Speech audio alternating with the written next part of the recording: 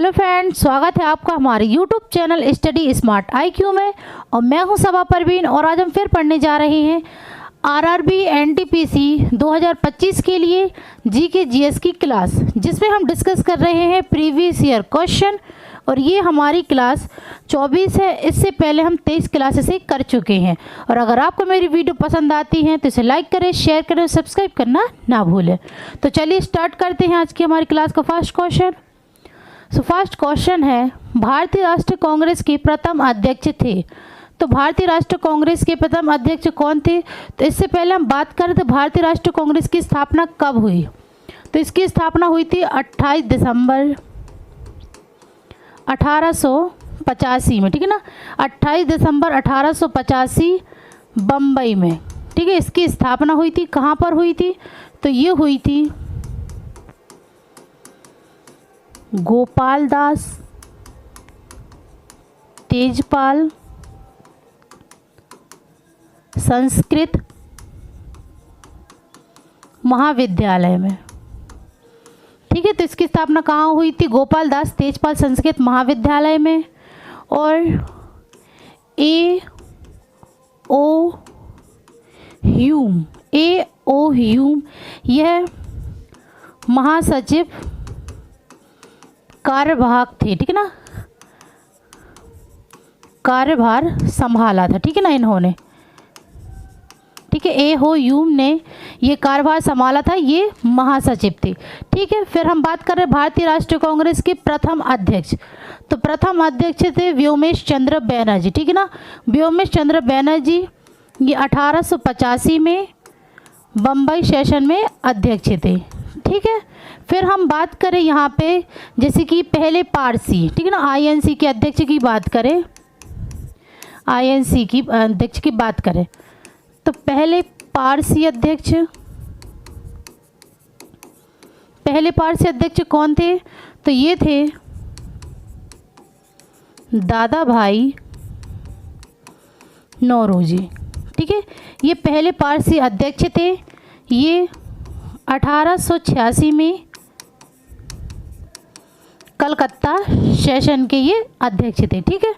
फिर बात करें पहले मुस्लिम अध्यक्ष। तो INC में पहले मुस्लिम अध्यक्ष कौन थे? तो ये थे बदरुद्दीन तैयब जी, ठीक है। बदरुद्दीन तैयब जी थे। ये कब थे? ये थे 1887 मद्रास सेशन में, ठीक है, मद्रास अधिवेशन में ये थे। फिर बात करें पहले विदेशी कौन थे? तो ये थे जॉर्ज यूल, ठीक है। पहले विदेशी जॉर्ज यूल थे। ये 1888 में इलाहाबाद अधिवेशन में, ठीक है। फिर बात करें पहली महिला। तो पहली महिला कौन थी? तो ये थी एनी बेसेंट, ठीक है। पहली महिला थी एनी बेसेंट। ये कब थी? तो ये थी 1917 कलकत्ता अधिवेशन में, ठीक है।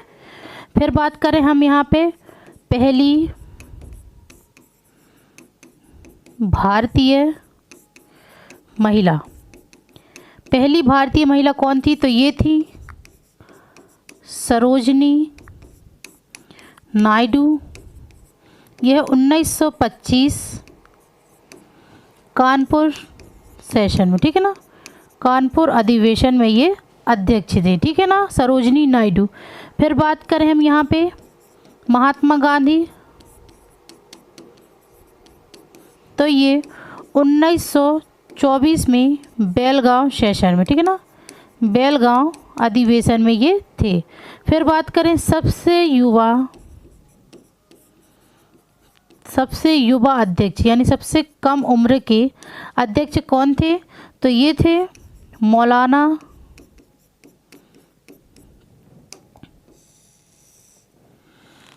ठीक है, कौन थे? मौलाना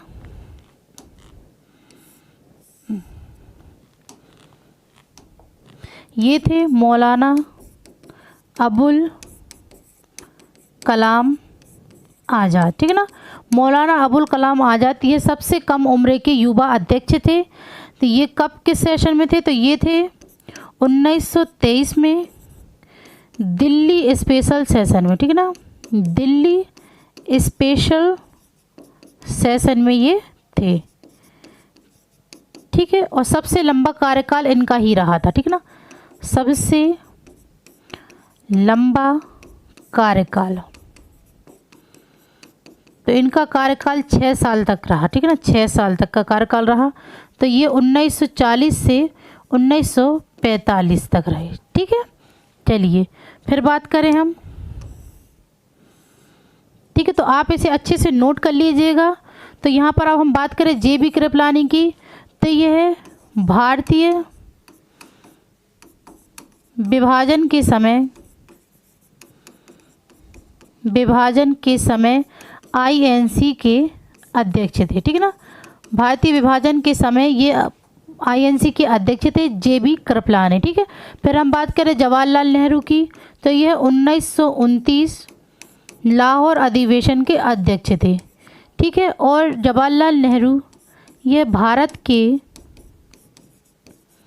पहले प्रधानमंत्री थे, ठीक है ना। भारत के पहले प्रधानमंत्री थे, ठीक है।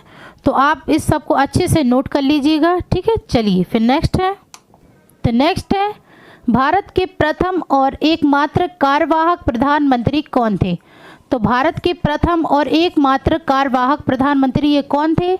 तो ये थे गुलजारी लाल नंदा, ठीक है। गुलजारी लाल नंदा ये भारत के प्रथम और एकमात्र कार्यवाहक प्रधानमंत्री थे, ठीक है।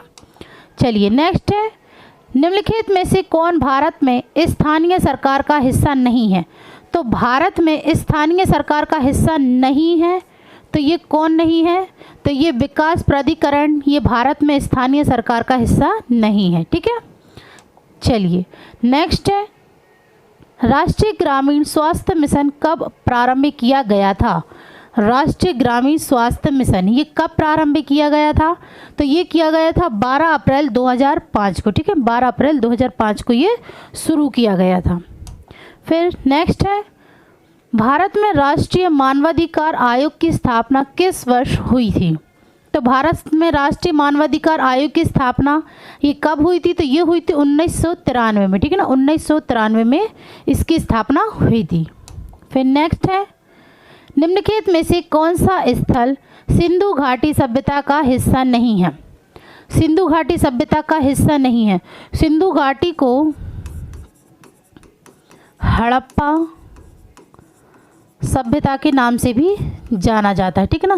हड़प्पा सभ्यता के नाम से भी जाना जाता है, ठीक है, सिंधु घाटी सभ्यता को। तो यहाँ पे पूछा है कि कौन सा स्थल इसका हिस्सा नहीं है? तो यहाँ पर उरुक, ठीक है ना। उरुक ये हड़प्पा सिंधु घाटी सभ्यता का स्थल नहीं है। हड़प्पा ये सिंधु घाटी सभ्यता का स्थल है और यह पहला शहर है खोजा गया, ठीक है ना। यह खोजा गया पहला शहर है। और इसकी खोज किसने की थी? तो इसकी खोज की थी दयाराम साहनी ने, ठीक है ना। दयाराम साहनी ने हड़प्पा की खोज की थी, ठीक है। फिर बात करें हम मोहनजोदड़ो की, तो इसे मृतकों का टीला कहा जाता है, ठीक है ना। मृतकों का टीला कहा जाता है मोहनजोदड़ो को। और इसकी खोज की थी राखलदास बनर्जी ने, ठीक है ना। मोहनजोदड़ो की खोज की थी राखलदास बनर्जी ने। फिर बात करें हम लोथल की, तो ये हड़प्पा सभ्यता में एक प्रमुख बंदरगाह शहर है, ठीक है।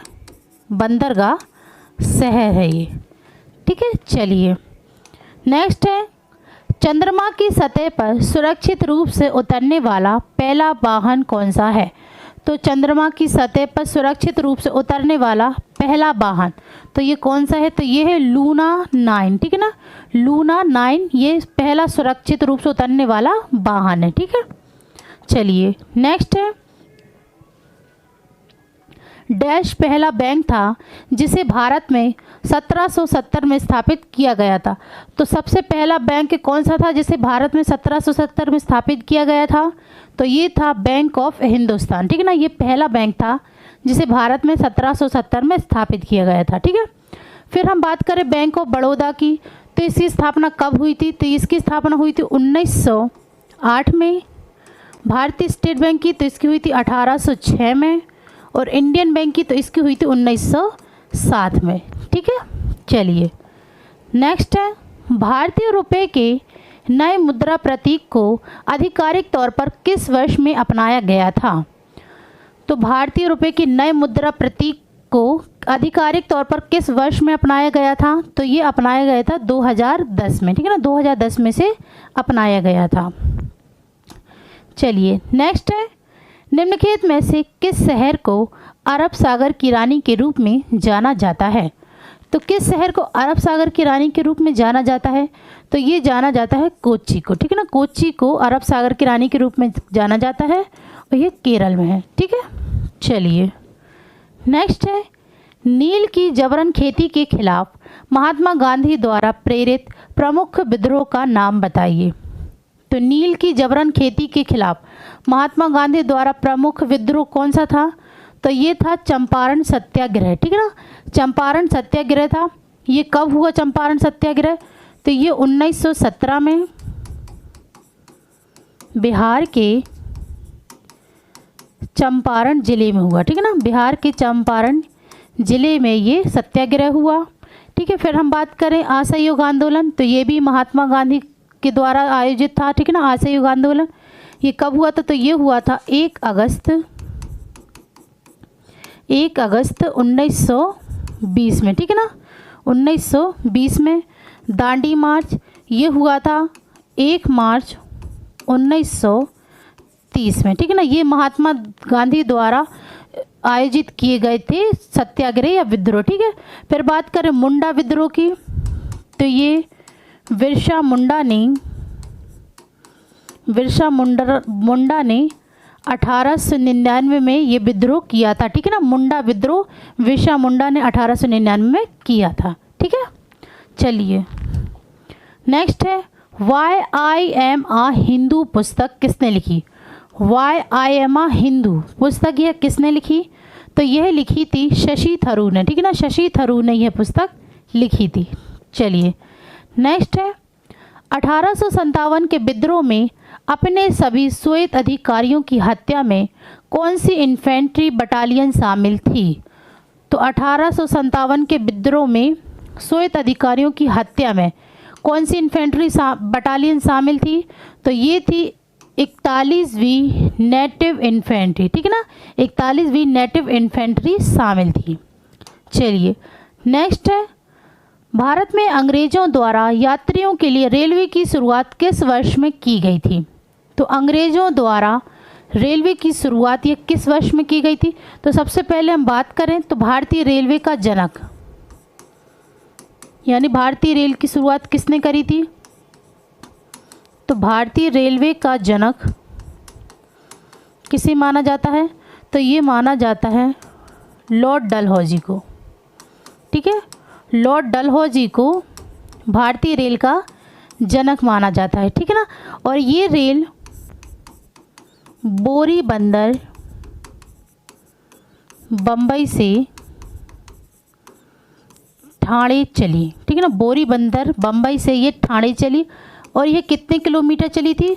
तो ये चली थी 34 किलोमीटर। ठीक है, और इसकी शुरुआत लॉर्ड डलहौजी ने 1853 में की थी। ठीक है, तो इसका राइट आंसर होगा आंसर ए, 1853 में अंग्रेजों द्वारा यात्रियों के लिए रेलवे की शुरुआत की गई थी। ठीक है, चलिए नेक्स्ट है, ईस्ट इंडिया कंपनी ने किस वर्ष बंगाल और बिहार पर दीवानी अधिकार प्राप्त किया?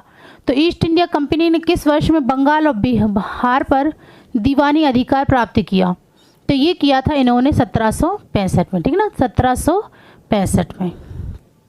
चलिए नेक्स्ट है, प्रसिद्ध जूलू जनजाति किस देश से संबंधित है? तो ये जूलू जनजाति यह किस देश से संबंधित है? तो यह संबंधित है दक्षिण अफ्रीका से। ठीक है ना, दक्षिण अफ्रीका से जूलू जनजाति संबंधित है। नेक्स्ट है, भारत के संविधान का कौन सा अनुच्छेद संसद को संविधान में संशोधन करने की शक्ति देता है? तो कौन सा संविधान कौन सा अनुच्छेद जो संसद की संविधान में संशोधन करने की शक्ति देता है? तो ये है अनुच्छेद 368, ठीक है ना, अनुच्छेद 368। चलिए नेक्स्ट है, हाइपोथैलेमस से पतले आधार से लटकी डैश ग्रंथि को मानव शरीर की प्रमुख ग्रंथि कहा जाता है? तो हाइपोथैलेमस से पतले आधार की लटकी हुई ग्रंथि को मानव शरीर की प्रमुख ग्रंथि किसे कहा जाता है? तो ये कहा जाता है पीयूष, ठीक है ना, पीयूष ग्रंथि को मानव शरीर की प्रमुख ग्रंथि कहा जाता है, ठीक है। चलिए नेक्स्ट है, हरे पौधे और कुछ जीवाणु अपना भोजन स्वयं बनाते हैं, वे निम्नलिखित में से कौन सी पोषण प्रक्रिया अपनाते हैं? तो हरे पौधे और कुछ जीवाणु जो अपना भोजन स्वयं बनाते हैं, ये कौन सी पोषण प्रक्रिया अपनाते हैं? तो ये अपनाते हैं स्वपोषण, ठीक है ना, स्वपोषी पोषण प्रक्रिया ये अपनाते हैं, ठीक है। चलिए नेक्स्ट है, इसरो ने अक्टूबर 2008 में भारत का पहला चंद्र जांच मिशन शुरू किया, उस समय इसरो के अध्यक्ष कौन थे? तो 2008 में भारत का पहला चंद्र जांच मिशन शुरू हुआ और इसमें इसरो के अध्यक्ष कौन थे? तो ये थे जी माधवन नायर राय, ठीक है ना, यहाँ पे लिख देती हूँ मैं, जी माधवन नारायण, ठीक है। इसका राइट आंसर होगा ऑप्शन सी, जी माधवन नायर, ठीक है। चलिए नेक्स्ट है, 1998 में भारत के डैश में परमाणु विस्फोट उपकरणों का परीक्षण किया गया था? तो 1998 में भारत के परमाणु विस्फोट उपकरण का परीक्षण ये कहाँ किया गया था? तो ये किया गया था पोखरण में, ठीक है ना, पोखरण में इसका परीक्षण किया गया था, ठीक है। चलिए नेक्स्ट है, निम्नलिखित में से किस राज्य में किलोमीटर में रेलवे लाइनों की लंबाई सबसे अधिक है? तो किलोमीटर में रेलवे लाइनों की लंबाई सबसे अधिक है, तो ये किस राज्य में? तो ये है उत्तर प्रदेश, ठीक है ना, उत्तर प्रदेश राज्य में किलोमीटर में रेलवे लाइनों की लंबाई सबसे अधिक है, ठीक है। नेक्स्ट है, बिहार के चंपारण में वर्ष डैश में महात्मा गांधी द्वारा सत्याग्रह किया गया था? तो अभी मैंने आपको बताया ना, तो चंपारण सत्याग्रह कब हुआ था? तो ये हुआ था 1917 में, ठीक है, ये गांधी जी का पहला सत्याग्रह आंदोलन था, ठीक है। चलिए नेक्स्ट है, उस एकमात्र पक्षी का नाम बताइए जो पीछे की ओर उड़ सकता है? तो जो पीछे की ओर उड़ सकता है उस पक्षी का नाम क्या है? तो इस पक्षी का नाम है हैमिंग बर्ड, ठीक है ना, हैमिंग बर्ड ये एकमात्र पक्षी है जो पीछे की तरफ उड़ सकता है, ठीक है। नेक्स्ट है, डैश भारतीयों द्वारा पूरी तरह से प्रबंधित होने वाला पहला बैंक था? तो भारतीयों द्वारा पूरी तरह से प्रबंधित होने वाला पहला बैंक, तो ये था पंजाब नेशनल बैंक, ठीक है ना, पंजाब नेशनल बैंक ये भारतीयों द्वारा पूरी तरह से प्रबंधित होने वाला पहला बैंक है। और ये कब बना? तो ये बना था 1895 में, ठीक है ना, 1895 में ये बना था, ठीक है। तो ये थे आज के हमारे टॉप MCQ। तो आई होप आपकी वीडियो पसंद आई हो। तो ऐसी ही वीडियो देखने के लिए हमारे चैनल को लाइक करें, शेयर करें, सब्सक्राइब करें। Thank you.